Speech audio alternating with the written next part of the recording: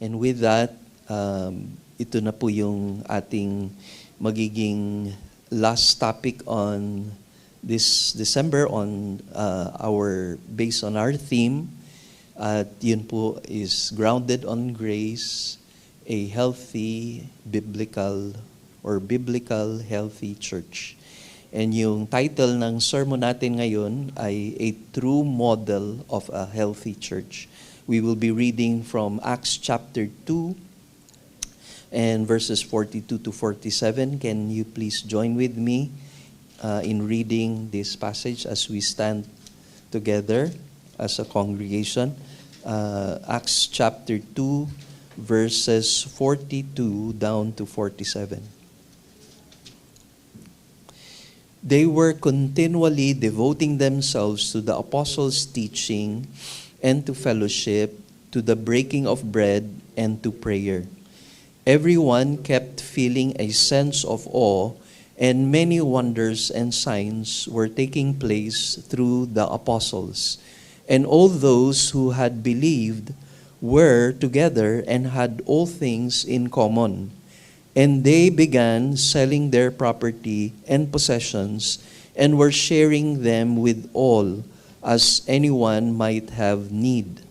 Day by day, continuing with one mind in the temple and breaking bread from house to house, they were taking their meals together with gladness and sincerity of heart, praising God and having favor with all the people. And the Lord was adding to their number day by day those who were being saved. Let us come in prayer. Our Father, thank you for this blessed morning. Thank you for gathering us once again in this place wherein we as a congregation, as one body in Christ, declaring you for who you are and your glory, O God, as our Lord and as our Savior. Continue to reveal yourself through your word, and may we see a true model of a healthy church in the early church wherein you have moved in a powerful way. Hindi po, Panginoon, lingid din sa aming kaalaman in our day and age, in this modern day times, na you can move also as you have moved in the past. The same Holy Spirit that moved in their midst in the early church is the same Holy Spirit we have in our time. Thank you, Lord. All this we pray in Jesus' precious name. Amen and amen. Let us be seated in the presence of God.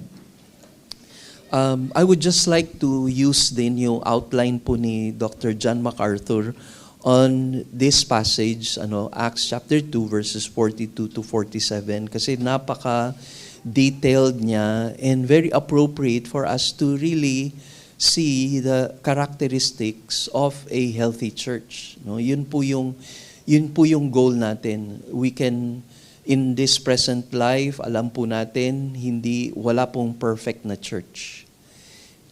Hindi ma-attain ng life in our lifetime bilang mga Kristiyano at bilang kabahagi ng katawan ni Kristo ang isang perfect na church. No, kasi we know where we came from, kung paano tayo dineliver po ng Diyos from our sins and how He has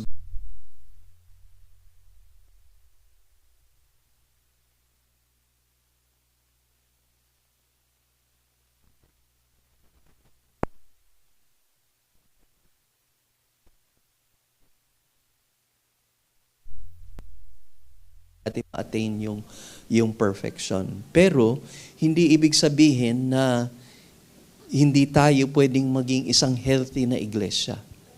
And tulad ng panalangin po natin kanina, na yung Holy Spirit in the early church is the same Holy Spirit working sa atin, no? Individually as followers of Christ, as believers in Christ, and also as a church.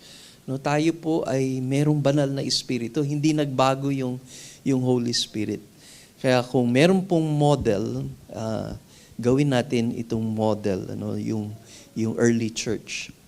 So this is how Dr. John MacArthur came up with an outline dito po sa Acts chapter 2 verses 42 to 47. And if you can follow me, ito po yung na-discuss natin last time.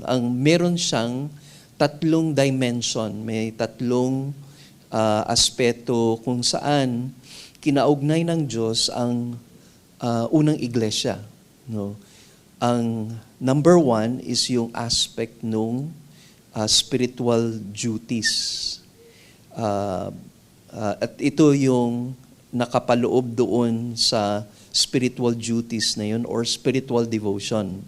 One,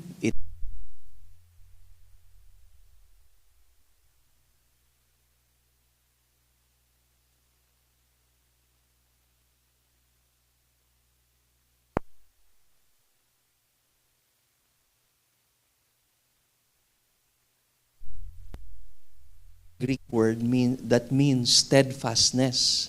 No, ibig sabihin may steadfast, firm na pananampalataya, and they were persisting. They were continuing in that faith, in that devotion. Meaning talagang genuine yung salvation ng mga believers during that time. Pangalawa, it was a scriptural church. No, kasi sabi ho sa verse 42b, they were devoted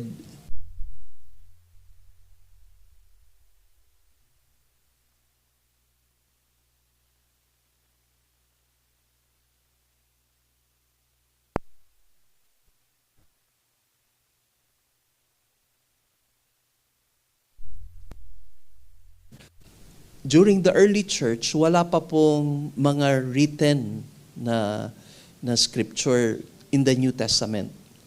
Kaya oral tradition ho noon, yung mga teachings ni Christ were being passed on from one person to another, and during that time, no, as the Holy Spirit came upon them, na enlighten ho yung mga apostles dun sa truth na iniwan ni Jesus sa kanila, and yung prophecy in the Old Testament, kaya they came about, itong mga teachings na ito laid foundation sa early church. Kaya very important po ito na if we are to know yung apostles' teachings and they were devoted to during that time, sa early church, then we should be devoted to the study of Old Testament and New Testament scriptures.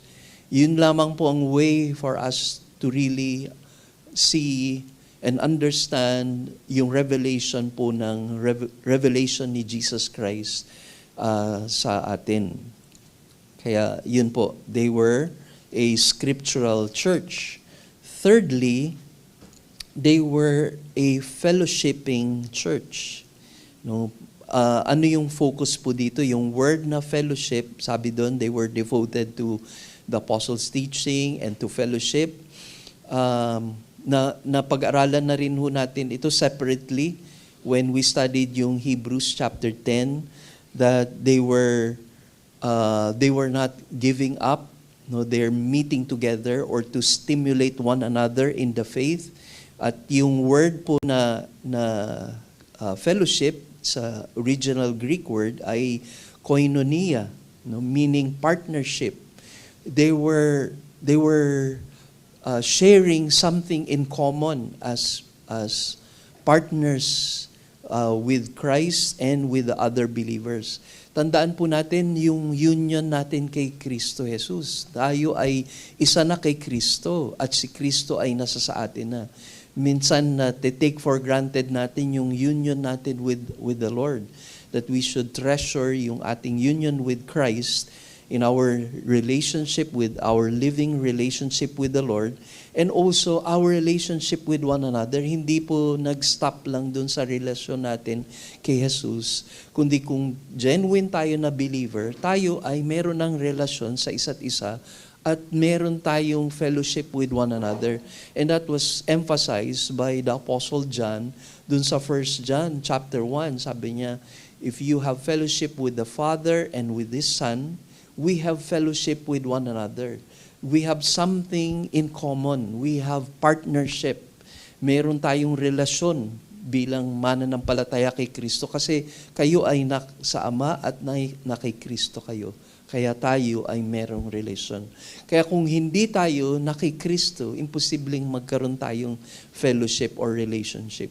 This is not just an organization. It's not a social club na mag-join lang tayo to a certain group pero wala tayong something in common. Maybe we have something in common na mga interests but not having Christ. No?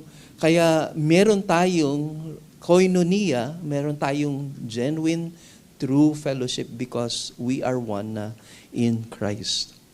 Another that we have studied is it was a Christ-centered church. They were also devoted, dun sa verse 42d, to the breaking of bread. At ina-emphasize dito yung communion. Yung breaking of bread during that time was the joy of their communion with the risen Lord and their fellowship with one another. Kaya meron po tayong celebration ng communion natin. It is also called yung breaking of bread or in some by definition na nakikita natin from the New Testament ay tinatawag na believer's table. Because this communion that we have ay hindi pwedeng ma-share ito with an unbeliever. Hindi pwede ang communion is for the unbelievers. Kasi kailangan sila i-celebrate in the first place. Kung wala kang Christ, there's nothing to celebrate. Kaya merong celebration ng communion kasi alam mo kung ano na yung ginawa ni Kristo sa buhay mo. Kung paano kanya tinubos sa iyong kasalanan. Kaya inaalala mo yung sacrifice niya, yung body niya that suffered dun sa cross na we are supposed to be the one that should suffer dun po sa cross. And yung blood niya was shed. Importante po yung truth na yun, yung shed blood ni Jesus Christ. Because without shedding of blood, there is no forgiveness of sins. Walang kapatawaran sa kasalanan. And yung blood ni Jesus was a perfect sacrifice. Kaya kung pag-uusapan natin yung they were devoted to the apostles' teachings, those are truths that we treasure in our day-to-day life, even as a church. No, why He has to suffer for us? Bakit merong term na nagagamit na tayo na from the scripture sa Romans and even sa 1 John about the propitiation? Yung propitiation means yung full wrath ng Diyos, yung galit, puot ng Diyos sa kasalanan at ibinuhos sa kanyang sariling anak so that yung galit at hustisya ng Diyos makamtan niya doon sa ginawa ni Kristo para sa atin.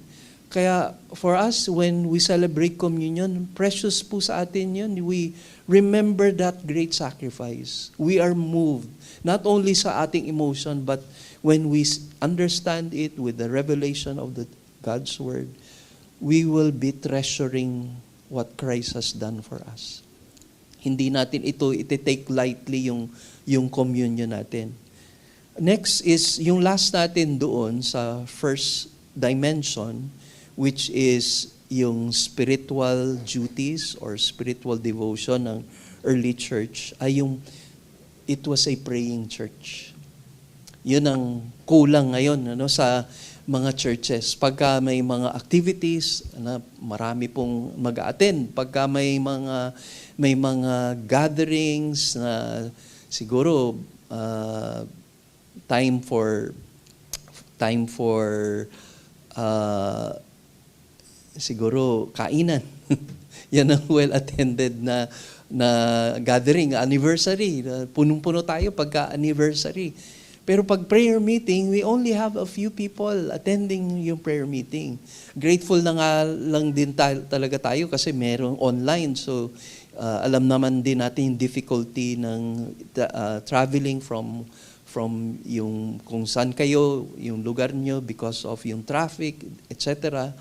Pero that should not be an excuse for us because when the early church prays, they are really committed. No? Kaya pag inaral niyo po yung Book of Acts, they were really characterized as a praying church. No, talagang committed sila sa prayer. Kaya nga noon when we were exposed dun sa prayer study tour sa Korea, napaiyak po ako sa isang experience kami sa mga iba-ibang churches sa Korea.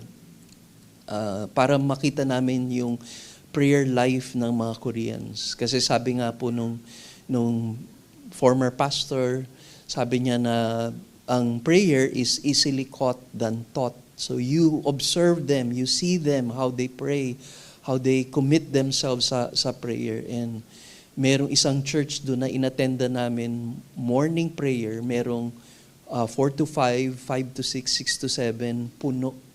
And it can accommodate about 5,000 yung place. Yung capacity nung place, nung church, is about 5,000. Puno lahat po nung morning watch na yun. 4 to 5, 5 to 6, 6 to 7. Hindi ko mapigilan po yung sarili ko, napaiyak po ako. Kasi, where are we, as a church? Saan tayo, or individually, saan na po yung ating prayer life? Gaano natin pinapahalagahan yung morning devotion natin with God? And sabi nga nila na ang congregational prayer, when we pray together, is an outflow of our individual prayer life. Yung strength nung congregational prayer is nandoon sa individual prayer. Kung individually we are committed to the Lord, then the congregation will be strong sa prayer life. Kaya yun yung first dimension. Ang second dimension nitong aspect ng church sa early church, number 2 is spiritual character. Or I might also add siguro lifestyle.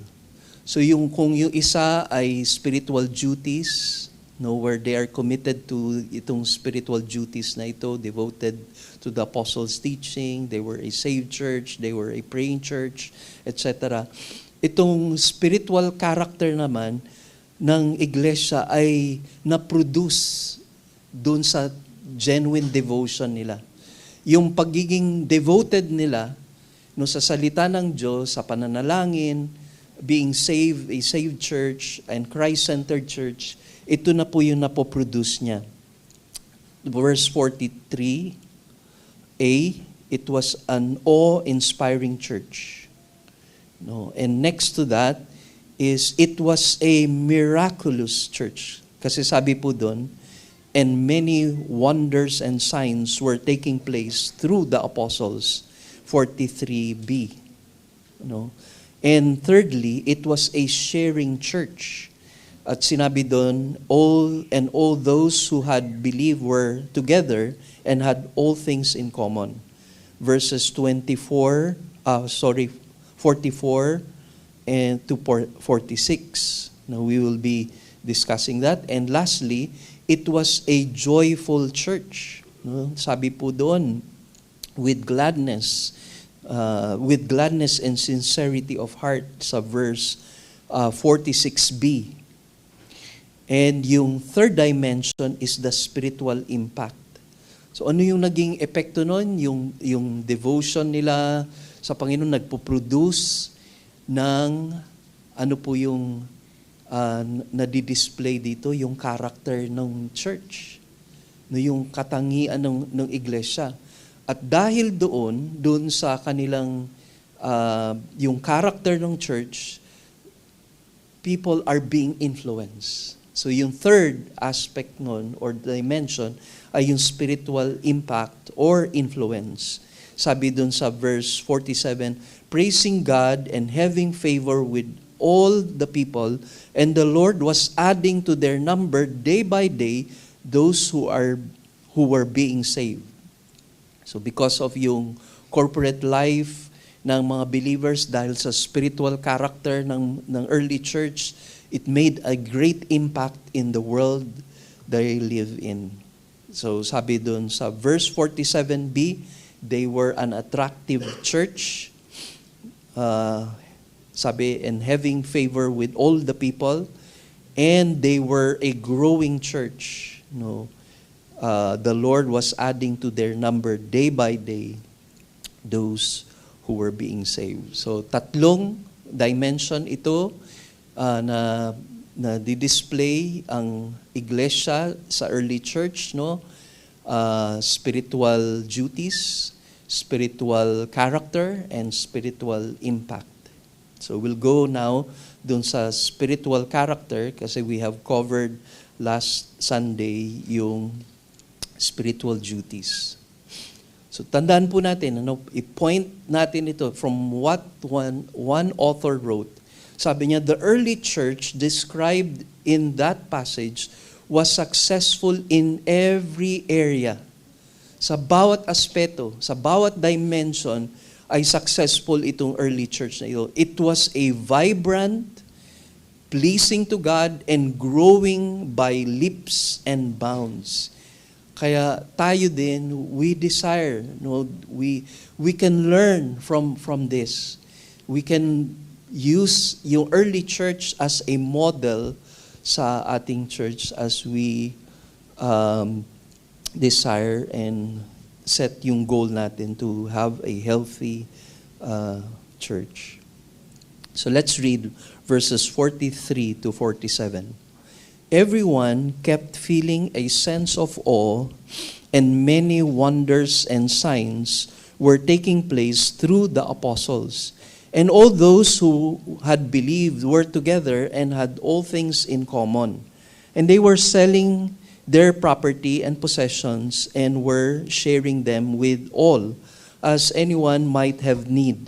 Day by day, continuing with one mind in the temple and breaking bread from house to house, they were taking their meals together with gladness and sincerity of heart, praising God and having favor with all the people, and the Lord was adding to their number day by day those who were being saved.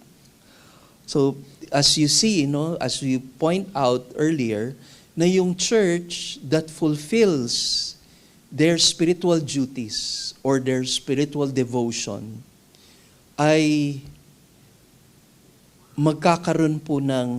magpoproduce ito ng character sa iglesia, spiritual character. Madi-display po ito sa iba-ibang aspect ng iglesia. Kaya yung number one, based on verse 43a, everyone kept feeling a sense of awe. Kaya taken also from the outline ni John MacArthur, it was an awe-inspiring church. Marahil pagka pinag-usapan natin yung awe, medyo may limitations tayo to comprehend yung awe. Pero as one author wrote, si Dr. Ted Tripp, tayo daw we were created as worshipers. Worshipper tayo eh. Tayo ay linikha ng Diyos na may likas na sumamba sa ating Creator. And ang bunga po ng pagkilala natin at pagsamba natin ay pagkamanghaan natin sa Diyos na ito. And yun ang problema minsan, nawawala na yung pagkamangha natin. Mas nakakalungkot nga daw kasi nga ang likas na yung lumalabas. Kasi high-wired daw tayo for worship. Kaya makikita ninyo pagka may celebrities, may pagkamangha, a sense of awe dun sa nakikita nila, naririnig nila. Makita nyo naman yung mga tao pagka sports, pagka mga concerts, grabe yung hiyawan, Tapos biglang sa church, tahimik na tahimik yung church. Parang patay na patay. Parang patay yung Diyos. Dapat kung meron mang madi-display sa iglesia, a sense of awe of God, of who God is. Kaya from the Greek word, phobos, which yun nga na-translate sa English word na awe, refers to fear or holy terror. related to the sense of divine presence. It is even, meron pa ring mga definitions like attitude of reverence or attitude of fleeing because of yung feeling inadequate. So there's a sense of fear and holy reverence. Ang isang hinahalimbawa dito ay, kung naalala ninyo, yung account about kay Ananias and Sapphira. If you will recall, there was a time that the believers were they considered their properties and their what they have as common, meaning they share it with one another. At noong time na yun, si Ananias and Sapphira ay nag-offer. No? Actually, they claim to sell their properties, tapos claim nila na binigay na nila. They left it at the apostles' feet. Pero ito po yung nangyari sa verse 5 ng Acts chapter 5. And as he heard these words, Ananias fell, because sabi ni Peter sa kanya, you lied to God. You lied to the Holy Spirit. And yun nga, as he heard these words, Ananias fell down and breathed his last, and great fear came over all who heard of it. Yun yung word po na ginamit. They were in awe when they saw it, or when they heard that si Ananias fell, no, when God killed him at that point because of yung lying niya sa Holy Spirit, ay yun yung naging description ng awe of God. Minsan, parang nakakatakot, isipin yung nangyari na yun. In Acts chapter 11, or 5 verse 11, ganun din po. And great fear came over the whole church and over all who heard of these things. Kasi next na kinuha ng Panginoon si Sapphira, yung wife. No? Because she also lied about yung property na yun that was, they claimed to sell all of their properties and gave it all to the apostles. But those were lies. And there was great awe and fear that came upon the church. Alam nyo, siguro parang negative yung dating nito, no, para sa atin, yung merong fear, merong reverential or holy fear towards God. But this should not be the case of those who walk with the Lord. Hindi po yun yung awe na yung takot ka sa Diyos, but an awe of feeling inadequate before God's presence.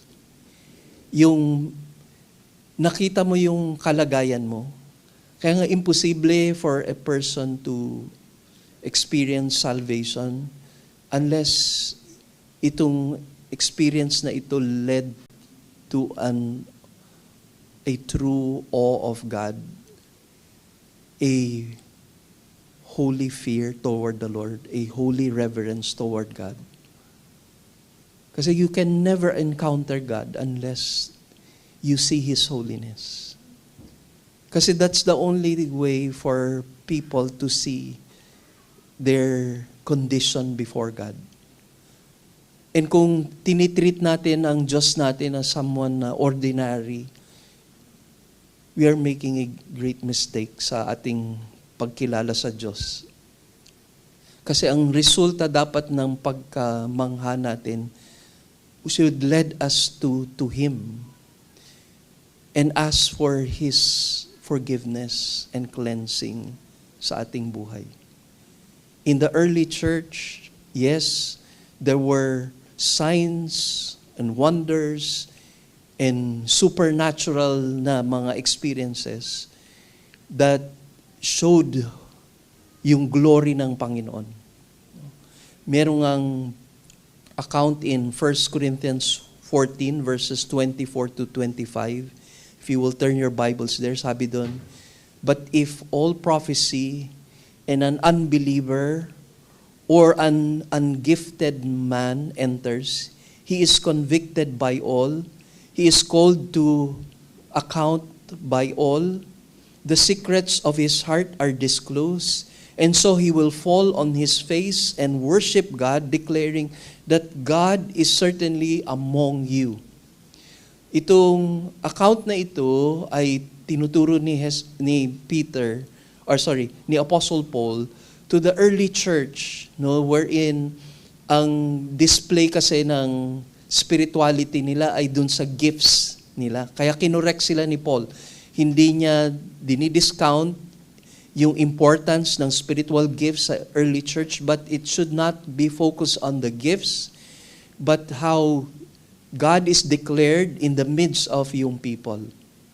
Kaya nga yung prophecy, when somebody comes, somebody attends the gathering of yung believers, and they heard yung truth of God's Word.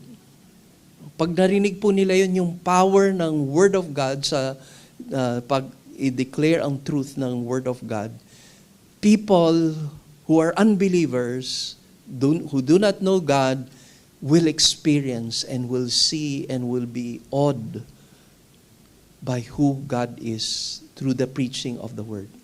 Kaya ang magiging response doon, sabi doon, he will fall on his face and worship God, declaring that God is certainly among you.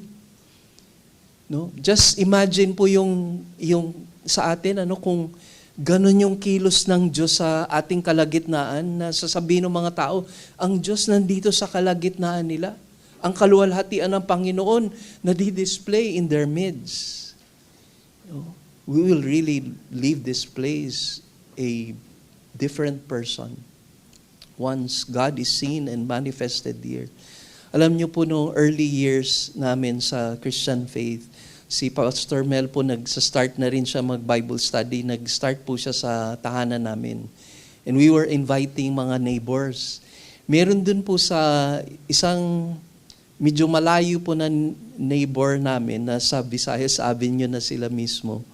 May mga at least 4 o 5 kabataan yun.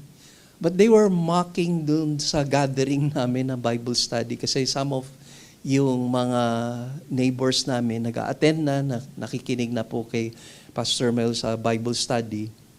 And meron itong group of young people, mga boys, minamock nila yung gathering, lalo na pagka pinapag-pray na yung mga young people who are joining the Bible study. We are laying hands on them, praying for them. Tapos sila, when they were seated doon sa sa last row ng seats na prepare namin sa garahe, time of prayer na, and they were laughing. They were looking at each other, tapos they were laughing. Alam niyo, isa-isa silang bumagsak.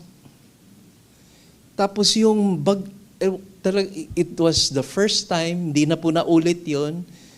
Talagang literally, they were in great fear. No, kami, awed kami dun sa presence ng Diyos na nakita namin yun, na witness namin, kasi pag may personal ka na ng encounter with the Lord, alam mo, it is something na real sa'yo eh. You don't mock God, you don't make fun of yung spiritual things that you are doing. Sila, they were making fun of God, tapos bagsak sila, isa-isa. Nag-iiyakan na yung mga kabataan. And kami, hindi na kami makapag-react doon sa nakikita namin. But we knew God was showing His glory to these young people. And we cannot mock God. Sabi nga ng Bible, do not be deceived, sabi sa Galatians. God is not mocked. Whatever a man sows, he shall also reap. Oh, we await that time. We long for yung sa church gathering when you are really awed by God. Kasi there are times now we just come and it's it's parang sufficient that I attend, I listen, and then after that, parang wala nangyari. And hindi dapat ganun ang mangyari. Kasi may ginagawa ang Diyos sa mga puso natin, sa mga buhay natin. At ang plano, ang kalooban ng Diyos, mamangha tayo sa Kanya. Namamangha ba tayo pag ating nakikilala pa siya lalo sa pag-aaral natin ng salita ng Diyos? Ang next will be, it was a miraculous church. Sabi sa 43b, and many wonders and signs were taking place through the apostles. Sabi nga ni John MacArthur, one reason for the awe the first fellowship inspired was the many wonders and signs performed by the apostles. This was evident during those times, yung signs and wonders left and right. Sa Hebrews chapter 2 verse 4 says, God also testifying with them both signs and wonders, and by various miracles and by gifts of the Holy Spirit. Acts chapter 2:22, sabi ni Peter, men of Israel, listen to these words. Jesus the Nazarene, a man attested to you by God with miracles and wonders and signs, which God performed through him in your midst, just as you yourselves know. Chapter 5 verse 12, at the hands of the apostles, many signs and wonders were taking place among the people, and they were all with one accord in Solomon's portico. But none of the rest dared to associate with them. However, the people held them in high esteem, and all the more believers in the Lord, multitudes of men and women were constantly added to their number. So, yung wonders and signs and miracles were designed to attract the people. It is to point them to Jesus. It is to point them to salvation. Kaya nga si Jesus Christ, signs and wonders followed Jesus because it was a sign that He was the promised Messiah. Di ba doon sa book of John, yung first sign was when Jesus performed a miracle, a semi-private miracle, na He turned yung water into wine. And then the second sign, yung mga sumunod pa na mga sign, it was yung signs and wonders. Sa time ng mga apostles, signs and wonders will follow sa kanila to prove that they were called by God. They were messengers of the Lord. In our day and age, alam po natin na minsan, yun nga take for granted na rin natin yung signs and wonders. Yes, we agree na yung signs and wonders in the past, nung time ng mga apostles or nung time ng ating Panginoon, hindi po pwedeng marahil maihalin tulad yon. Although Jesus said that you will perform wonders greater than yung wonders that He performed. He was not referring about yung greater miracles, but yung magnitude, meaning maraming magaganap na mga miracles as the Lord uses His people, as God uses yung mga apostles and mga disciples niya, yung multitudes are being touched.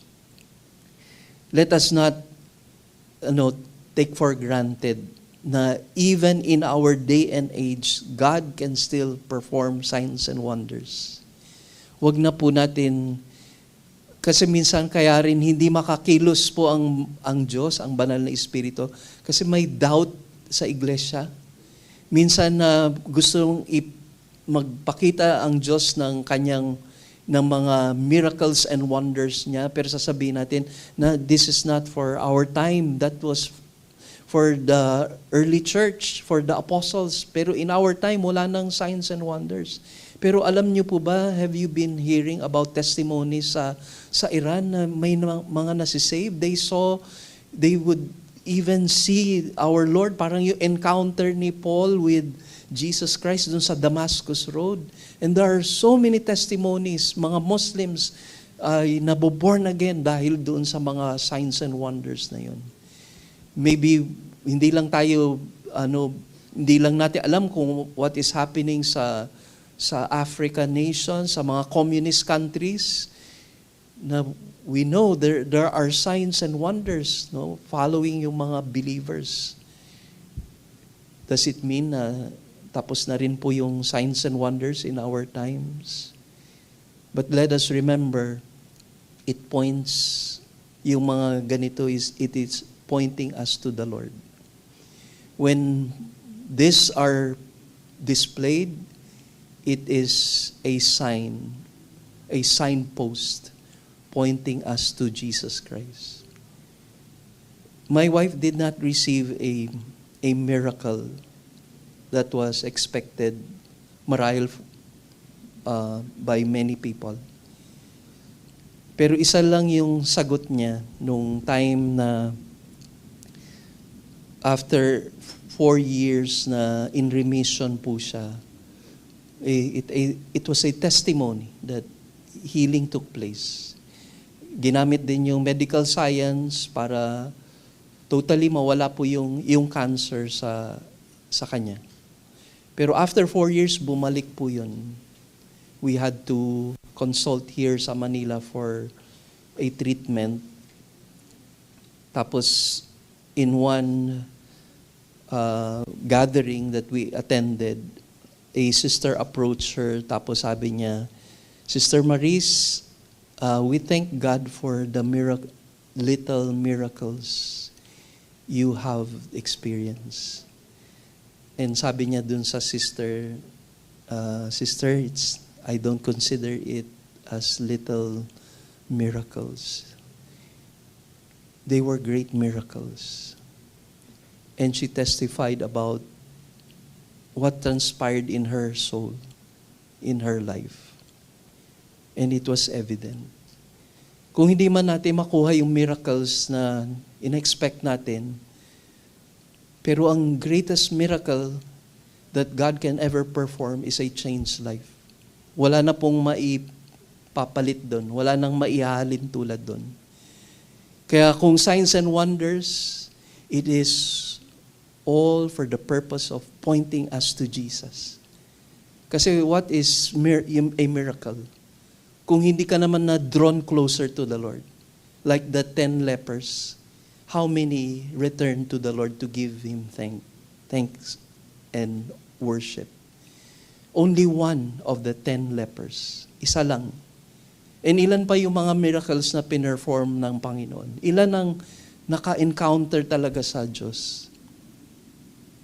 But that doesn't mean na hindi nagpe-perform ang Lord until this time ng mga signs and wonders. But that points us to Him.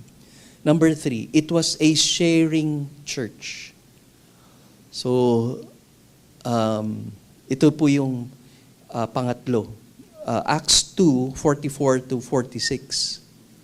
And all those who had believed were together and had all things in common, and they began selling their property and possessions, and were sharing them with all, as anyone might have need.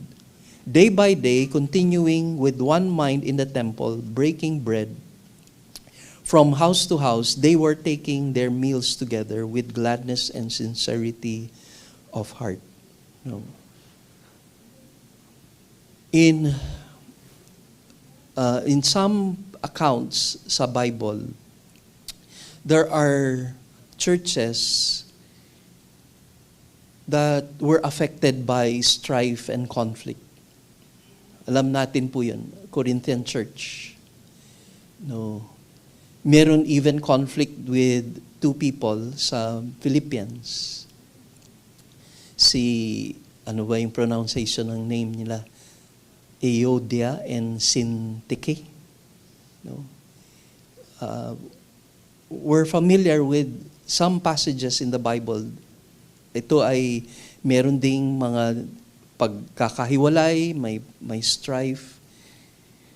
But there was something about this early church because it says there, all those who had believed were together. They possess not only spiritual unity, but they also possess a communal life. It is being one. I-understand po natin na baka we may have a wrong understanding dito sa text na ito. Kasi sabi nung ilan, nung early church daw, tinuturo yung socialism of yung communism. Yung dahil dun sa holding everything in common. Hindi po ito ancient time na socialism or communism. But because what we will find dito po sa mga verses na ito, even in other chapters like chapter 4, 32, verse 32 to 35, and chapter 5, verse 4, when they gave, it was voluntary. Hindi to forcibly na kailangan nilang ibigay lahat and i-distribute na lang ito equally. No, hindi po yun ang tinuturo ng Bible. Yes, they were sharing. It was common practice kahit sa mga Jews in the early times. Very important sa kanila yung pagka may religious feast sila, they will share their home to the mga pilgrims dahil galing pa ho sila sa malalayong lugar. Common ho yun that they share their resources. But not to the point wherein they would give everything tapos hati-hati equally. Hindi po yun ang tinuturo ng Bible. What we will find in the Bible is that yung sinasabi na they were selling and sharing, they give in response to the prompting of the Holy Spirit. Kaya dun sa account po nung kay Ananias and Sapphira, hindi sila kinuha ng Diyos dahil nagbigay sila a portion of what they have, yung property nila. Hindi yun ang mali. Ang mali doon was yung lying nila. It was not even expected that they gave everything. No? Kasi may leading ng Holy Spirit eh.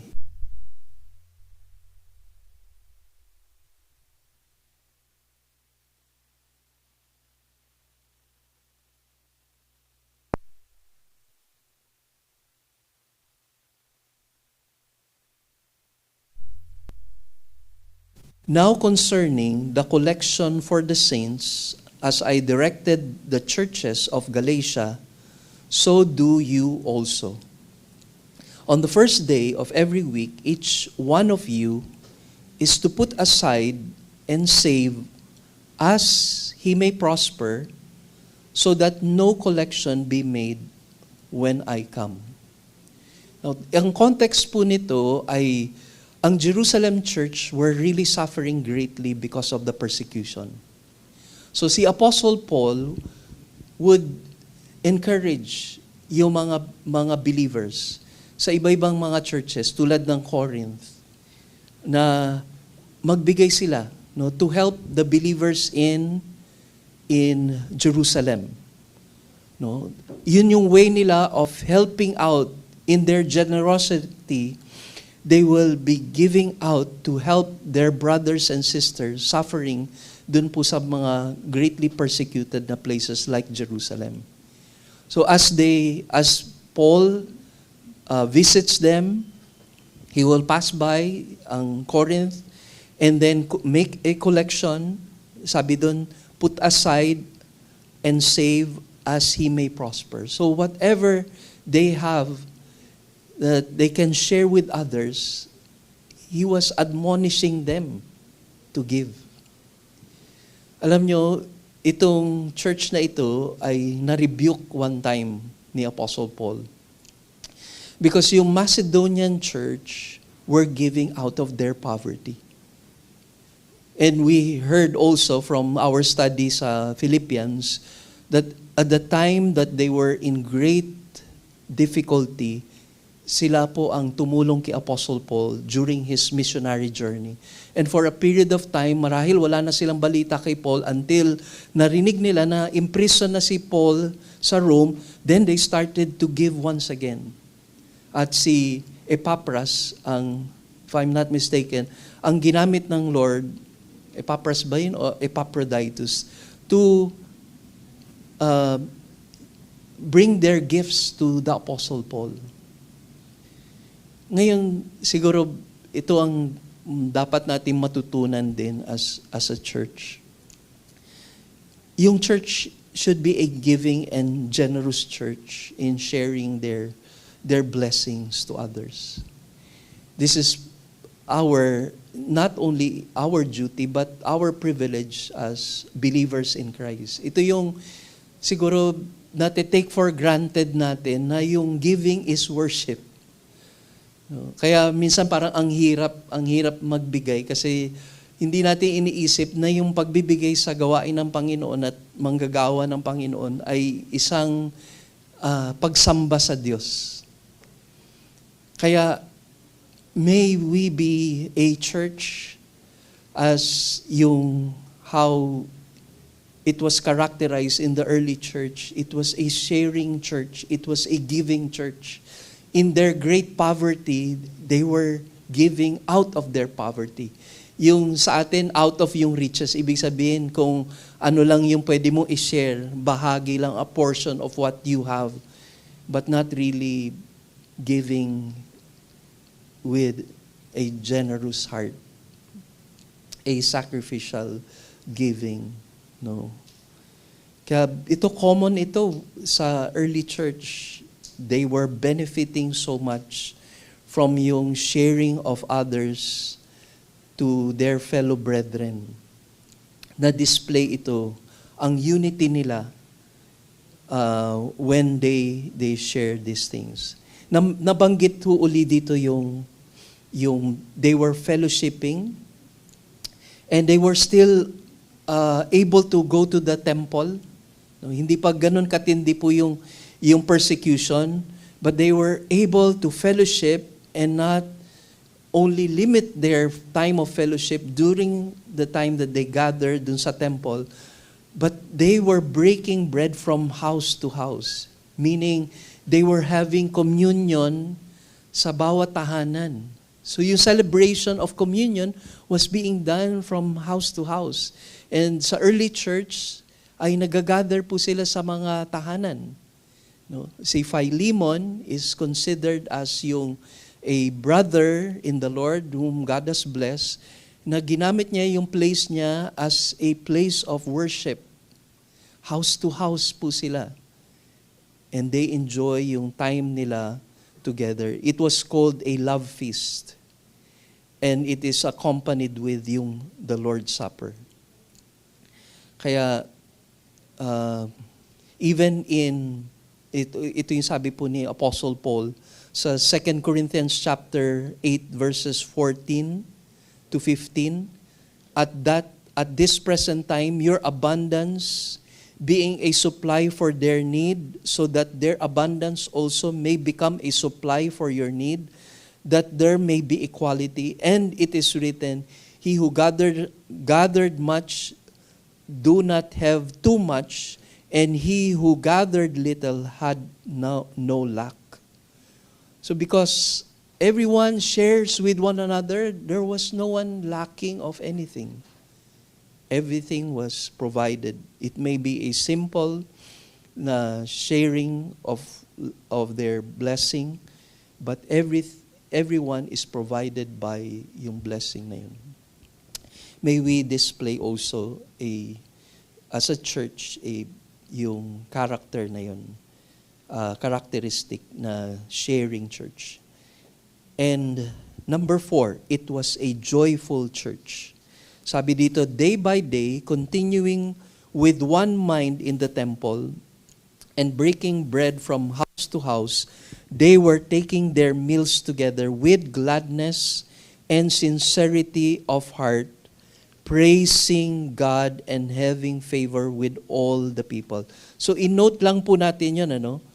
They were together with gladness and sincerity of heart, praising God.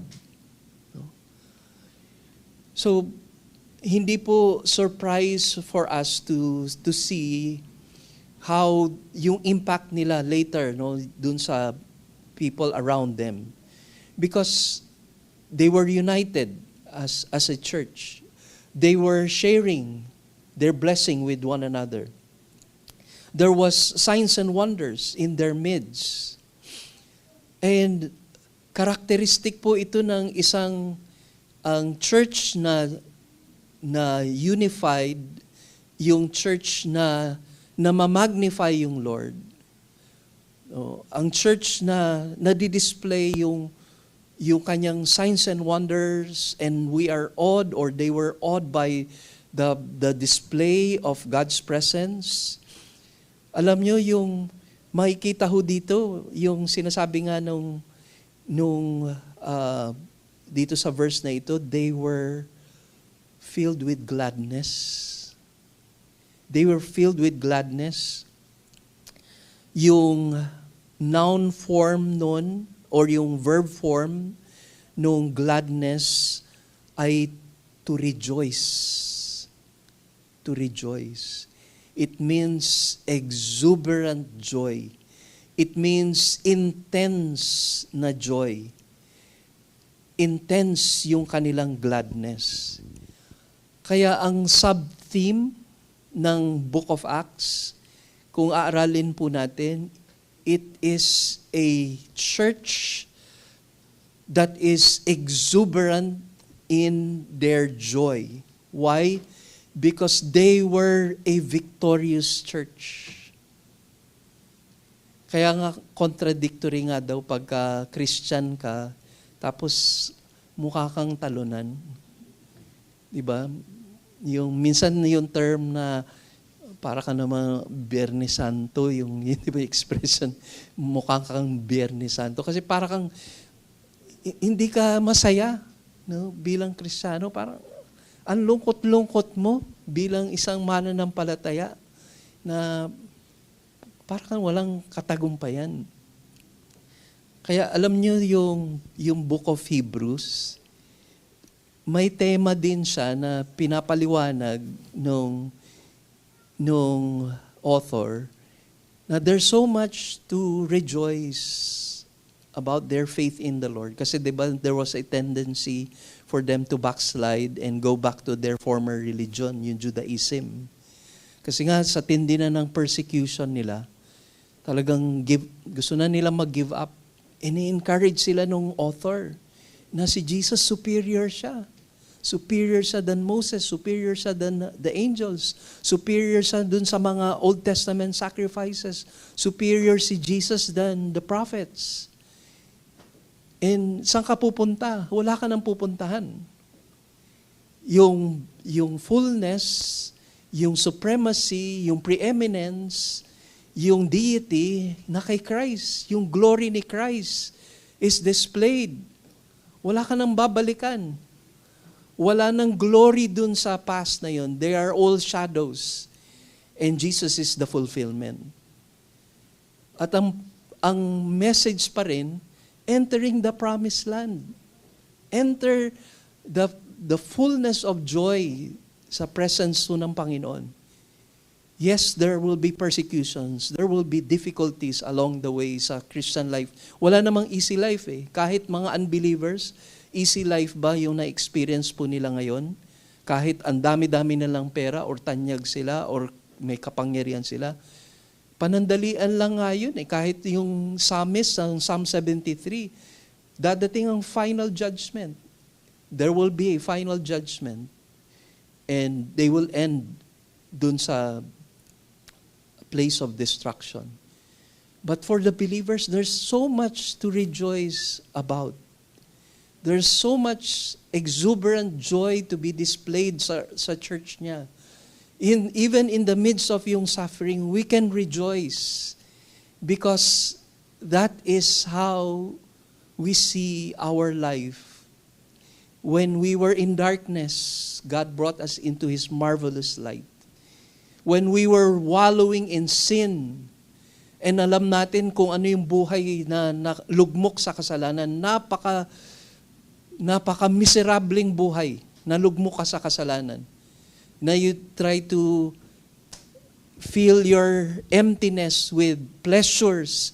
Pero yung pleasures was temporal. Panandalian lang, ang ikli-ikli lang ng pleasure na yon, pero ang resulta yung lifelong na consequences ng sin mo. And having God in your life is the real joy a person can ever have sa buhay niya.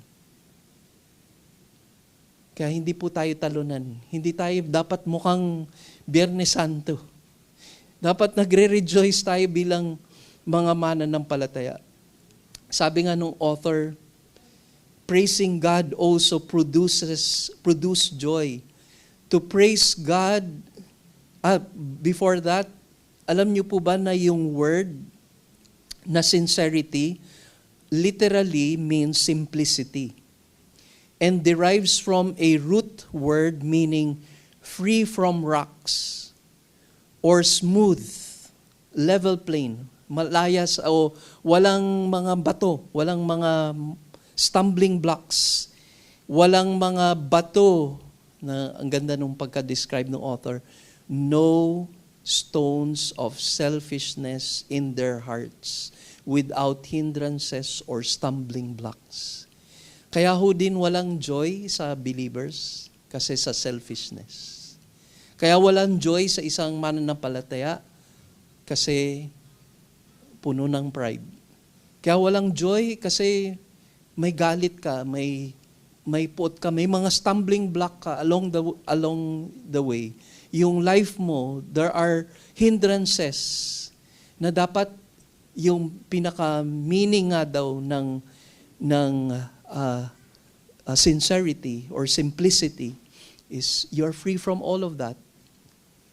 Magiging hadlang yun. Yung mga bato na yon na nasa puso natin, magiging hadlang sa kagalakan natin. Sabi niya, sabi ng isang author, to praise God is to recite His wonderful works and attributes. The goal of the first fellowship was to exalt the Lord, and that produced true happiness. And lastly, yung spiritual impact or spiritual influence. Praising God and having favor with all the people, the Lord was adding to their number day by day those who were being saved. Acts chapter 2 verse 47. The dynamic corporate life, no, yung kanilang pagkakaisa bilang katawan ni Kristo at yung devotion nila nakita sa nagpo-produce ng character sa iglesia. No, puno ng galak, puno ng awe and display of other things like sharing, yung love, unity, etc. Ito yung dalawang features of that impact at ito yung na-display. Ito yung impact nun. One, they were an attractive church. Sabi sa verse 47b, and having favor with all the people. No? Their duties, yung devotion nila, yung character ng church, granted them favor with all the people around them. Sabi dun, nakakapag-gather pa sila sa temple. So they were seen as followers of the way, followers of Christ. And they're being open with their faith. No, wala pa siguro ganun katindi yung persecution. Kasi why were they able to gather sa temple? So everybody sees that when they share or break bread from house to house, people would observe them. Family members would see them. People in the community would see them. There was something different about these people. Kasi ito yung sinabi nga ni Jesus. A new commandment, sabi niya sa chapter 13, 34 to 35, a new commandment I give you, that you love one another, even as I have loved you, that you also love one another. By this all men will know that you are my disciples, if you have love for one another. Sa chapter 17, 21, verse 21 ng book of John, that they may all be one, even as you, Father, are in me, and I in you, that they also may be in us, so that the world may believe that you have sent me. Yung early church had favor among the people. Why? Because they see the love of Christ in them. There was unity among them. There was love. There was sharing. There was joy in their midst. Yun po yung na-display sa early church, and it was attracting people to Jesus. Kaka-bless din ho na marinig po yung mga testimony nila Brother Mark at saka Sister Malu when they went to Bacolod to have a reunion with their family particularly ni Brother Mark. And it was, I think, kahit July pa lang ho, sinishare na po ni Brother Mark, and desire niya talaga na ma-share niya somehow yung life na natangpuan niya sa Panginoon. And hindi po sila nabigo. Very, very strong na Catholic yung kanyang family. May mga family members po sila na mga madre, may pare. Pero nung time na yon, wala silang ma-comment. Wala silang masabi. Kasi na-witness nila eh. Witness ng kapatid ni Brother Mark. Na-witness nila yung, dati pa nga sinasabi, si Sister Malu daw yung dahilan kung bakit tumalikod sa Catholic faith si Brother Mark. Pero hindi. It was the touch of God. It was the power of God. The power of the gospel that saves. And yun po yung naging result. People could not deny it. Family members could not deny it. They were even expecting na persecution. Dadating po pagpunta nila sa Bacolod, baka i-ostracize sila, layuan sila. Hindi. Mark, ikaw mag-lead ng prayer. Malu, ikaw mag-lead ng prayer. Nakakatuwa ho. And I believe you have your own stories to tell. Meron din po kayong mga kwento na yan. There's something in you that people are attracted to. There's something about you. And they will ask that question, bakit kaya ganito?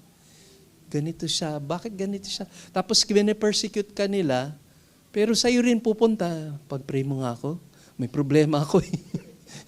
Di ba sila yung nagpe-persecute sa'yo, inis na inis sa'yo, tapos sasabihin, ano pa itong si born again na ito? No, tapos, pero pag nagka-problema, pag-pray mo nga ako. Yun po yan, yung impact nun sa buhay ng iba. And lastly, the impact, spiritual impact is they were a growing church.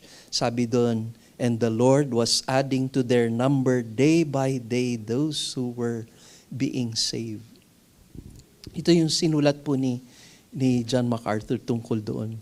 Sabi niya, effective evangelism was the ultimate impact of the first fellowship's spiritual duties and character. That the Lord was adding to the church, those who were being saved, reminds one that God is sovereign in salvation. The imperfect tense of the verb translated was adding, along with the phrase day by day, indicates that people were continually being saved as they observed the daily conduct of the believers. No, nakikita nila it was consistent sa buhay po ng mananampalataya. So unified, joyful, and spirit-filled were they that their very existence was a powerful testimony to the truth of the gospel. True evangelism flows from the life of a healthy church. Ulitin ko po yan. True evangelism flows from the life of a healthy church. Kung healthy iglesia, marami pong madadala sa Panginoon. This brief glimpse of the first fellowship gives valuable insight into what makes a healthy, growing church worthy of the name. The proper devotion to the duties of the Spirit produces the proper character, which in turn produces a powerful and saving impact on sinners. Ito naman po yung sinulat ni Dr. Warren Wiersbe. The church was unified, verse 44, magnified, verse 47a, and multiplied, verse 47b.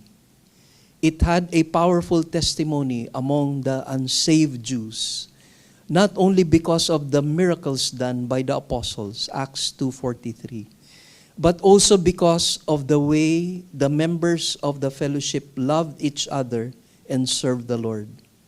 The risen Lord continued to work with them, Mark 16:20, and people continued to be saved. What a church! The Christians who met in the book of Acts were not content to meet once a week for a services as usual. They met daily, Acts 2:46. Cared daily, Acts 6:1. Won souls daily, Acts 2:47. Search the scriptures daily, Acts 17:11. And increase in number daily, Acts 16, verse 5. Their Christian faith was a day-to-day reality, not a once-a-week routine. Why? Because the risen Christ was a living reality to them, and His resurrection power was at work in their lives through the Spirit. The promise is still good. Whoever shall call on the name of the Lord shall be saved. And for those of us who are not yet saved, call upon the name of the Lord. And for us who are genuine believers, sabi dun sa Bible, they devoted themselves continually. It was a day-to-day experience. It was a day-to-day Christian living. And God's power was displayed through them. Let us come in prayer. Our Father, salamat po, Panginoon, sa mga bagay na nais mong ipakita sa amin. Nakakamangha ka, O Diyos, sa pagpapakilala mo ng iyong sarili sa Old Testament, sa New Testament, sa early church. We cannot deny that, O God. But Lord, kung meron man dapat kaming suriin ngayon, anong problema ng modern day church? Nasaan na po kami ngayon bilang isang iglesia? Ang Holy Spirit is the same Holy Spirit. The same Jesus, our Lord, yesterday, today, and forever. Our Father, our loving Father, our Abba. Siya pa rin ang Diyos na aming sinasamba at kinikilala. Kailangan namin, Lord, a fresh touch of your Spirit. Individually, revive us, Lord. Kung saan kami ngayon sa aming spiritual life, mamangha muli kami sa iyo, Panginoon. Makita muli namin kayo, O Diyos, sa iyong glory. Patawad, Lord, kung nanlamig ang aming mga puso. Nadala kami sa temptasyon, nadala kami sa mga dalahin ng buhay. Hindi namin kayo mapagpapalit sa buhay na pinagkaloob nyo na sa amin, ang kaligtasan mula kay Jesus na aming Panginoon. Siya ang buhay namin. Kayo po ang buhay namin, Panginoon. Wala na pong ibang dahilan ng life na ito, kundi Ikaw, O Diyos. Lahat ng bagay nasa periphery, Lord. Sa sides lang sila, Panginoon. Ang sentro, Ikaw. Lahat umiikot sa iyo. Yun po ang buhay Kristiyano. Imposible na ang Kristiyano na buhay ay nakatuon pa rin sa sarili, nakatuon pa rin sa mga bagay na walang kabuluhan sa eternity. Pero lahat, Lord, ng buhay ng isang Kristiyano ay umiikot sa pinakasentro ng kanyang buhay, ang Diyos, ang kaluwalhatian ng Diyos. Panginoon, muli, katagpuin niyo po kami. At sa aming pagbalik tanaw sa mga salita ng Diyos sa early church, even as we celebrate yung Lord's Supper, sariwain niyo po ang katotohanan patungkol sa ginawa ni Kristo para sa aming mga buhay. Nakakamangha, O Diyos. Huwag niyo pong hayaan mawala sa puso't isipan namin ang pagkamangha sa ginawa mo para sa amin. Parati lang kaming mapatahimik sa iyong presensya. Maging tiklop ang aming bibig dahil namamangha lang kami sa iyo in reverential fear toward our God. Help us, Lord, to be awed by your presence.